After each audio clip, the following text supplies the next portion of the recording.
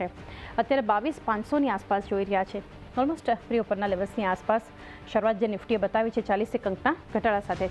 Nifty bank 48,520 ઉપર જોઈ રહ્યા છે। 100 અંકનું ત્યાં દબાણ આવતું દેખાડી રહ્યું છે।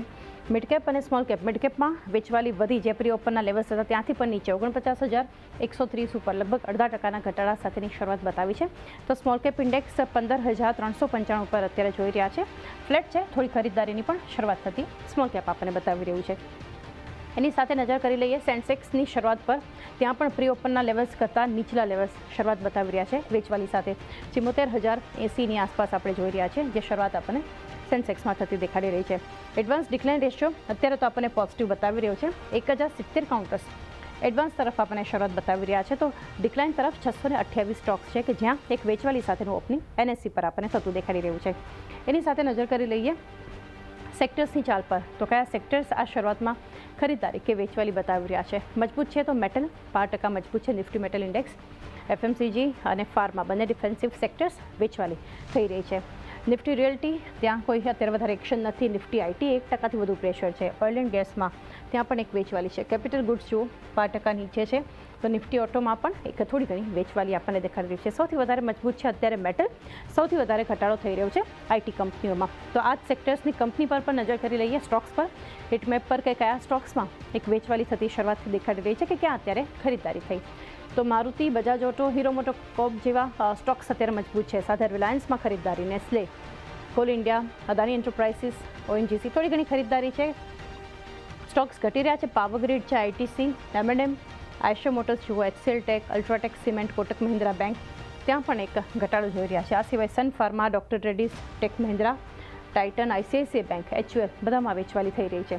તો સામે બજાજ ફિન્સર્વ મજબૂત છે। ગ્રાસિમ, અદાની પોર્ટ, ઇન્ડસઇન્ડ બેંક જેવા સ્ટોક્સ છે। હિન્ડાલ્કોમાં ખરીદારી થઈ રહી છે।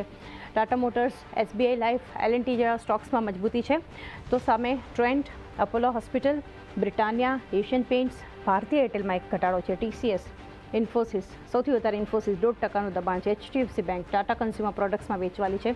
તો SBI મજબૂત છે। BEL જુઓ 1%થી વધુ મજબૂતી નિફ્ટીમાં, પ્રી ઓપનમાં પણ સૌથી વધારે મજબૂત હતો। એની સાથે HDFC લાઈફમાં પણ ખરીદારી છે। ટાટા સ્ટીલ, આ બધા સ્ટોક્સ એક ખરીદારી બતાવી રહ્યા છે। જીગર વ્યૂ લઈએ 22,550ની ઉપર અત્યારે, એટલે પ્રી ઓપન અને ઓપનિંગના જે લેવલ્સ હતા ત્યાંથી નિફ્ટી મજબૂત થઈ રહી છે। સામે નિફ્ટી બેંક જુઓ 48,580ની આસપાસ, એટલે ત્યાં પણ ઘટાડો થોડો ઓછો આપણને એક થતો બતાવી રહ્યો છે। પરંતુ બજાર માટે કઈ રીતે આ ઓપનિંગ તમે જોઈ રહ્યા છો? ઓપનિંગ જે રીતે એક્સપેક્ટેડ હતી એનાથી સારી થઈ છે। આપણે એક્સપેક્ટ કરતા હતા અરાઉન્ડ 50-60 પોઈન્ટ નીચે ખુલી શકે છે, બટ ઓવરઓલ ખુલતા જ કવર થઈ ગયું છે।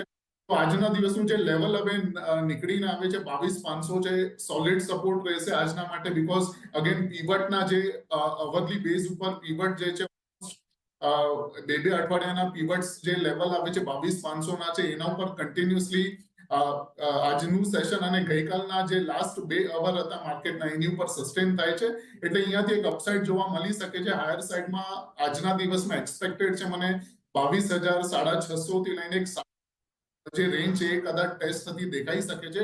ઓવરઓલ અગર 22,500ની નીચે કન્ટિન્યુઅસલી ટ્રેડ કરવા લાગે છે તો અગેન 22,450-400ના લેવલ્સ જોવા મળી શકે છે નિફ્ટીની અંદર। ઓકે,